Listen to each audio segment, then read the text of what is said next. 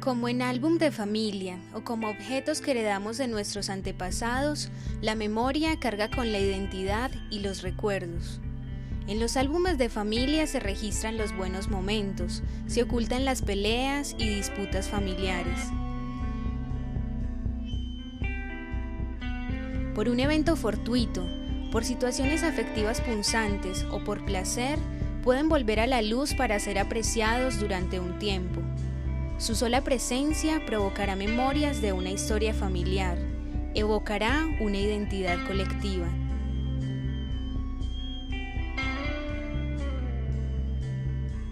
Para mí es un Robin Hood que le quita a los ricos para habernos dado a nosotros los pobres.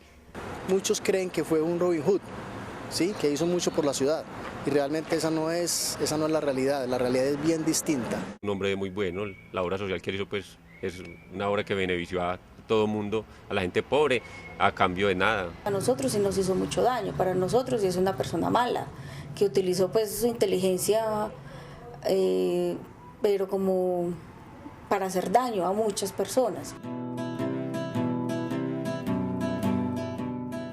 En 1993, tras meses de persecución, Pablo Escobar, jefe del cartel de Medellín y el narcotraficante más buscado del mundo, murió abaleado por agentes del Estado en el tejado de la casa donde se refugiaba. Al otro día a las 9 de la mañana estábamos, pues que todo el barrio allá en el cementerio. Pero ese velorio, eso no fue un velorio, eso era como una manifestación, porque ese viaje de consignas que gritaba la gente, y bueno, todos muy dolidos con la muerte de él. Eso tuvieron que pedir refuerzo de la ley porque la gente montaba por sobre esas rejas por todas partes. Tras la muerte de Escobar, Medellín sin tugurios, el barrio que él regaló a 443 familias, adoptó su nombre como reconocimiento de sus habitantes. Hoy, ellos recuerdan cómo fue la llegada al lugar en el que viven. Nosotros teníamos un ranchito abajo en Moravia, en el basurero.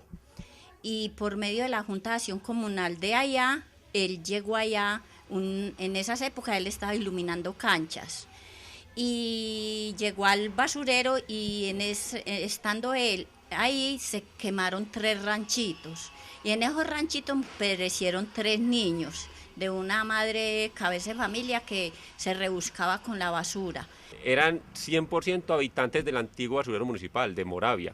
Gente que vivían allá, allá vivían, allá reciclaban, allá tenían los hijos, allá era su mundo, su único mundo era ese. O sea, benefició a los más pobres. Claro, a los más pobres, a la gente que en realidad no era ni siquiera pobre, eran gente que vivían en la miseria total. Cuando ya llegaron el auxilio, los bomberos y todo, encontraron los 3 cadáveres dormidos en una camita, todos calcinados. Entonces él nos prometió que a través de eso le dolió mucho ver tanta humildad y tanta pobreza en Moravia, entonces él dijo que iba a ser un barrio para nosotros.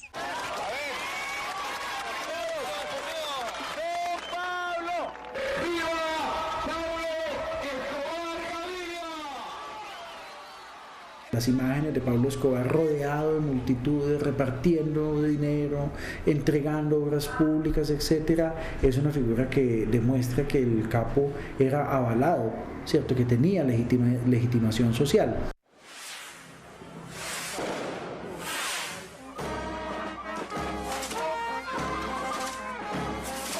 Mucha alegría y mucha gente, claro, lógicamente, porque se trataba de un barriecito, Pablo Escobar. La inauguración, y usted imagine toda la algarabía y todas las cosas que había y la plata y todo. A casi 20 años de su muerte, este barrio todavía le rinde homenaje en sus esquinas y en la intimidad de sus hogares al narcotraficante que, mientras en 1984 asesinaba al ministro Rodrigo Lara Bonilla, regalaba casas a quienes vivían en el basurero Moravia. En esos días mataron a Lara Bonilla y a él se lo achacaron, pues nosotros que fuimos beneficiarios de él decimos que él no fue, no se sabe quién es cierto. Entonces no nos querían dejar que nos posesionáramos del barrio. Entonces él nos mandó unas volquetas y nos dijo que no trajéramos nada, una mera ropita, y que nos viniéramos antes de que el gobierno confiscara el barrio. Entonces entramos a las 2 de la mañana en un aguacero pero ya cuando a la madrugada que llegó el ejército ya estábamos nosotros aquí. Voy a ser sincera, le rendimos culto y lo queremos mucho, lo apreciamos porque verdaderamente fue la única persona que nos dio techo o nos dio terrenos para dónde hacer la casita, dónde vivir, porque ni el Estado, ni el gobierno, ni los gobernadores, ni los alcaldes, ni el consejo ha hecho eso, lo que hizo Pablo Escobar y la señora madre de él. No les falta en el cuarto de su sala el cuadro de Pablo Escobar. Realmente es una realidad que aunque hemos bregado como a iluminarla y a tenerla presente, pues ellos siempre mantienen a Pablo en su casa y la brega que cambien de actitud porque ellos de alguna manera lo sienten en su corazón, en su vida. Seriados, documentales y películas, tanto nacionales como extranjeras, han contado a su manera la historia de este personaje. Producciones como Escobar, el patrón del mal, han hecho que los habitantes de este barrio recuerden a quien consideran su benefactor.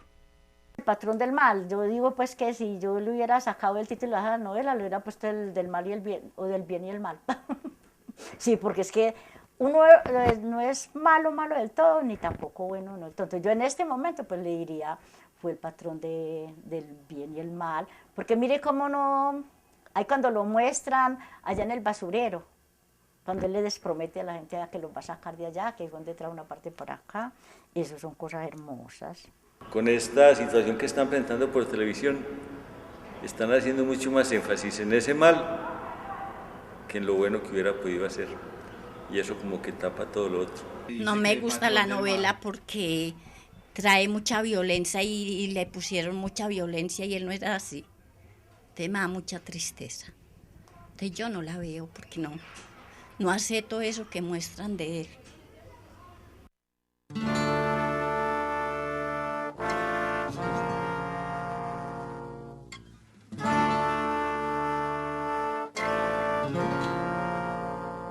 La banda Marco Fidel Suárez trabajó para Pablo Escobar amenizando algunos de sus eventos sociales. Su director, Danilo Jiménez, recuerda este y otros momentos al lado de quien era su cliente. Algún día hicimos un compromiso con otra persona y en ese momento llegó Pablo, ¿sí? Llegó Pablo Escobar. Y como éramos ciertamente amigos, pues porque ya nos conocíamos bastante. Y me dice, ¿qué hubo, Danilo, hombre? ¿Qué estás haciendo? No, estoy trabajando aquí, don Pablo. Ah, hombre, pero ya acabaron, ya acabamos. No, toca usted otra horita que yo la pago y no hay problema. Volvimos a desempacar y empezar con Pablo directamente con él, la hora. Y esa hora no me la pagó Pablo. En esa y la otra se disparó por otro lado y nunca supe. Entonces yo lo comento con mucho gracejo de que me quedo en una hora. Ante Dios pues me dio una hora. pero ¿qué fue eso para tanto trabajo como nos dio y que se portaba muy bien con nosotros? La corrida de toros que se realizó la tarde del 16 de febrero de 1991 en La Macarena terminó en tragedia. Un carrobomba que estalló bajo el puente de San Juan dejó 18 personas muertas y 128 heridos. Este día, Danilo Jiménez se convirtió en víctima de la guerra que Escobar le declaró al Estado. Nosotros tocamos más de 36, 37 años en La Macarena. ¿Sí? Lógicamente que Pablo iba menos ese día, iba a las corridas. La mayoría de las veces iba a La Macarena. Y entonces él... ahí había mucha plata porque Pablo le daba la entrada a 20, 30, 50 personas. Ese día había como ciertos rumores y un ambiente como muy maluco, algo que se presentía que iba a pasar.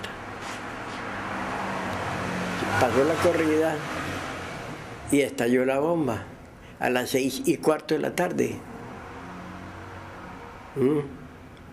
Y empezó el Cristo a padecer ahí. Eso fue un sábado, quizás 5:30, 6 de la tarde, se estaba saliendo de una corrida de toros y explota una bomba justo en la entrada o la salida de la corrida, y también el cuadro fue horrible, tremendo. Nos tocó inclusive ver personas morir adentro de los vehículos que se estaban incendiando sin poder hacer nada. La palabra más certera es terror.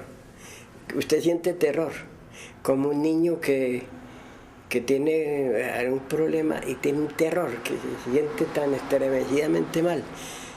Sí, una persona.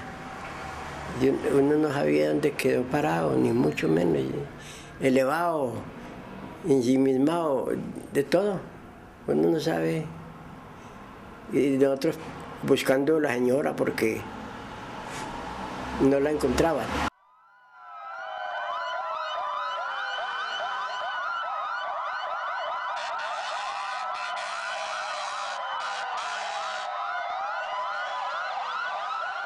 Por eso en la región Pablo Escobar, como digamos la síntesis de esas estructuras criminales, solo al final de su periodo, cuando asume la guerra más directa contra el Estado colombiano y comienza a victimizar de manera abierta a grandes sectores de la población, es objeto de rechazo.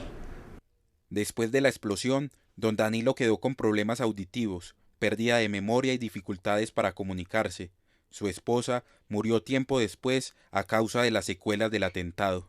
Claro que nos hizo mal, lógicamente, a morir todos los compañeritos y más de 50 personas. Al dejar a mi señora tan mal, que murió a consecuencia de eso. Y las consecuencias que trajo todo eso, es que eso no puede ser de una persona, necesariamente. Uno no es como muy consciente de la realidad, ¿no? Sí, que hubo una bomba, que los dos están heridos y yo fui a mi papá a verlo en la clínica Medellín, que lo estaban operando, mi mamá casi no la encuentra, pero uno cree que como que el otro día va a estar bien la cosa. Uno todavía no es consciente ya con el transcurrir de los días y de los meses que empieza uno como a ver las consecuencias y como todo lo que trae es el tener al papá y a la mamá enfermos y en esas condiciones. Pero la población civil no sería el único blanco de la guerra desatada por Escobar. La policía fue la institución más golpeada durante esta época. El 18 de agosto de 1989, día que fue asesinado el candidato presidencial Luis Carlos Galán, murió abaleado en Medellín el comandante de la policía Antioquia, Valdemar Franklin Quintero. Su conductor, quien sobrevivió al atentado, relata los hechos aún con temor. En ese momento yo le dije al coronel, a tierra que nos mataron, le dije yo a él, en una camioneta Nissan 4 puertas, y yo le dije, a tierra que nos mataron. Yo miré, cuando lo miré así, yo lo vi ya lo veía en un rafagazo, se lo habían pegado en la cabeza, entonces yo ya llegué y me boté al piso y salí arrastrado. Pasé la avenida 80 al otro carril y cuando me levanté me pegaron el tiro. Entonces caí otra vez al piso, entonces ya me seguía arrastrado por la acera pidiendo ayuda. Y la gente abría y del nerviosismo volvían y cerraban. Pero alcancé a subir una cuadra y a la vuelta me auxiliaron. Durante la década de los 80, Colombia vivió una situación particular que algunos analistas políticos denominaron un colapso parcial del Estado. El colapso parcial del Estado significaba que se puso en evidencia que el Estado colombiano era un Estado que no era soberano, que no controlaba de manera plena ni el territorio ni muchas de las dinámicas sociales y políticas que se desarrollaban en él. Él supuestamente nos dijo que estaba amenazado, que él estaba amenazado, que debido a eso él no quería dejar 12 viudas, 12 huérfanos, debido a tanta escolta, que el día que lo fueran a matar, que si él se iba a morir, que de todas maneras se iba a morir, ¿no? Que entonces para qué él andar con un poco de gente atrás, que después sucedía algo, una bomba, y que entonces iban a ser muchos los muertos. Estábamos preparados, pero no para una violencia tan fuerte como la que encontramos en la época del terrorismo de Pablo Escobar, porque es que prácticamente las bombas eran casi que diarias, o los asesinatos, era demasiado. Entonces realmente no estábamos tan preparados para tanta violencia y tanta muerte y tantos eventos que atender casi que simultáneamente en la ciudad. Hoy, 20 años después, John Jairo, quien fue testigo de la violencia, recorre los lugares que hicieron parte de la vida de Escobar junto a extranjeros. Un turista paga entre 80.000 pesos colombianos por recorridos dentro de Medellín y hasta 2 millones de pesos colombianos por tours a Bogotá y la Hacienda Nápoles. El tour que se realiza en este momento de Pablo Escobar tiene dos facetas. Una faceta es hablar de la historia de lo que sucedió en la época de Pablo Escobar, lo que él hizo y qué eventos particulares sucedieron durante su vida. Y se visitan 3 puntos. Este, que es el edificio Mónaco donde vivió él con su familia cuando pusieron la primera bomba en Medellín. Visitamos el cementerio donde él está enterrado, Monte Sacro, y finalmente vamos a la casa donde él habitaba cuando fue muerto por la policía. Periodistas del exterior vienen a la ciudad atraídos por la huella de un personaje que se convirtió en referente mundial del narcotráfico. Pablo Escobar, al ser una figura tan predominante, yo creo que sí fue fundamental para tenerlo como referente regional. Decidí venir a hacer una crónica, no una investigación periodística, sino una crónica de la huella de Pablo Escobar en Medellín después de su muerte, ¿no? ¿Qué es lo que quedó de él hoy?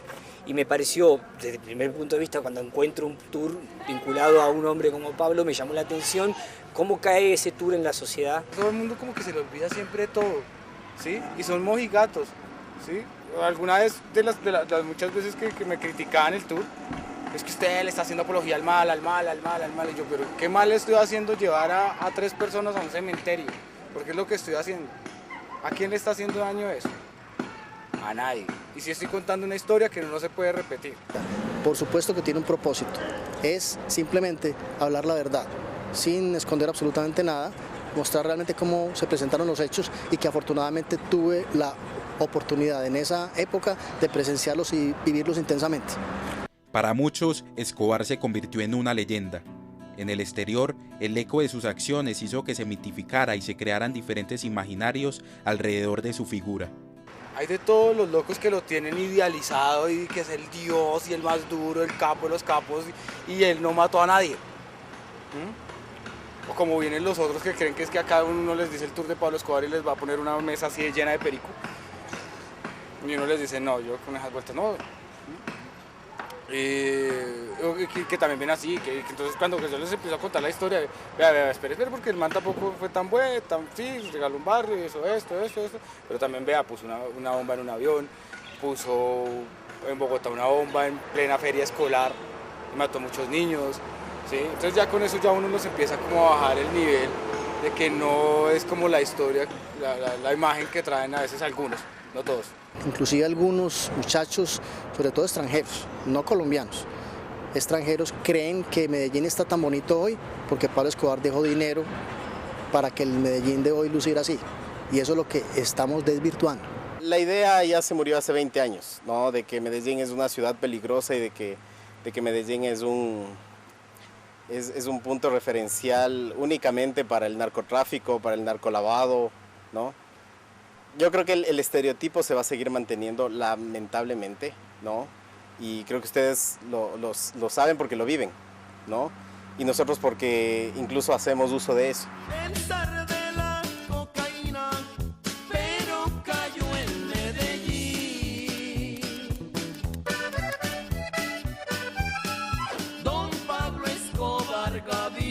Muchos celebraron la muerte de Pablo Escobar con la idea de que junto a él moría toda una estructura criminal que dejó cerca de 5.000 víctimas. Pero 2 décadas después, el narcotráfico es una problemática que sigue presente. No todos lo podemos atribuir lo malo a él. Porque es que mire, que cuando murió Pablo decían, no, pues ya todo el mundo creyendo pues que hasta iba a llegar porque decían que Pablo era la cabecilla pues, de los malos. No, mire que cómo estamos en este país ahora. Mire todos los conflictos, ¿y cuánto hace que murió Pablo? Era que estuviéramos pues como en sana paz. No es así. Es muy relativo. Los unos lo pueden tener con buenos recuerdos y otros con malos recuerdos. El país, usted sabe que el país en ese entonces vivía en la tensión. Y después de que lo mataron siguió viviendo la tensión y en este momento también hay tensión porque en este momento también las cuestiones prácticamente siguen iguales. Pues para mi forma de ver. La penetración y la captura del Estado que Pablo Escobar en su momento trató de hacer, digamos, en una perspectiva bastante burda, sí, que fue pues una versión muy brutal, se ha ido sofisticando y hoy en día uno tendría que decir, es mayor la captura, pero más invisible. En esa medida ha sido exitoso. El recuerdo de Pablo Escobar está vivo en la Medellín de hoy, en sus calles que recorren cientos de turistas, en los barrios donde está presente su obra social y en el dolor de las miles de víctimas que dejó su guerra. Lamentamos los errores que él pudo haber cometido y nos solidarizamos con las víctimas de su violencia, pero también pedimos a la gente que entiendan lo que significa para uno salir vivir de un basurero a ocupar una casa digna, una vivienda digna, que un sueño pues que jamás nosotros pensamos que se vuelva a ser realidad. Así como muchos lo alaban, pues otros, pues yo no puedo decir nada bueno de él, porque yo nunca lo conocí personalmente y lo que me hizo a mí fue un daño grandísimo.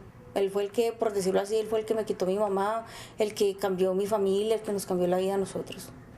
Fueron años difíciles, creo que en esa época fue muy intensa porque no estábamos preparados para eso. Toda esta situación de la violencia que generó Pablo Escobar y su terrorismo nos cogió definitivamente mal preparados.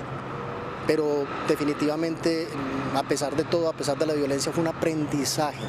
Bueno o malo, para mí es un personaje histórico. Si me dicen, define a Pablo Escobar, digo, es la persona que dividió la historia de Colombia en dos.